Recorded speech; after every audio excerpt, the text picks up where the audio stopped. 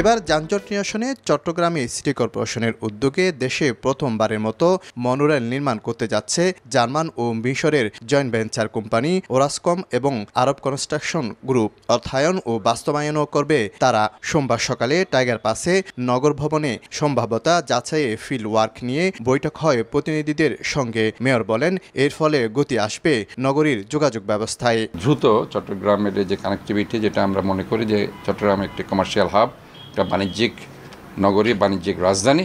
আমরা মনে করি এটা যদি হয়ে যায় চট্টগ্রামের চেহারা পাল্টে যাবে। পরে প্রতিনিধি দলটি মাঠ যাচাইয়ে পরিদর্শন করেন নগরীর টাইগার পাস এলাকা। জানান, মেট্রো রেলের চেয়ে 40% অর্থের সাশ্রয় হবে। এক চাকার হওয়ায় লাগবে না বেশি জায়গাও। আমরা তো ইনিশিয়ালি 25-30 বছর এটা আমরা মেনটেন্যান্স করব। এটা হলো BOOT, build, own, operate and transfer.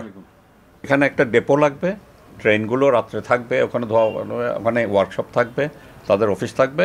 একটা জায়গা সিটি কর্পোরেশন ইয়ারমার্ক করে দেবে, আর বাকি স্টেশনগুলোর জন্য কোথায় কোথায় স্টেশনগুলো হবে সেইগুলো দেওয়ার পরে 4 থেকে 5 বছর সময় লাগবে। নগরীর কালুঘাট থেকে বিমানবন্দর পর্যন্ত 26.5 কিলোমিটার, সিটি গেট থেকে শহীদ বশিরুজ্জামান চত্বর পর্যন্ত 13.5 কিলোমিটার এবং অক্সিজেন থেকে ফিরিঙ্গি বাজার পর্যন্ত 14.5 কিলোমিটার 3টি রুটে চলবে 8 জোড়া ট্রেন। এ প্রকল্পে ব্যয় হবে প্রায় 25,000 কোটি টাকা।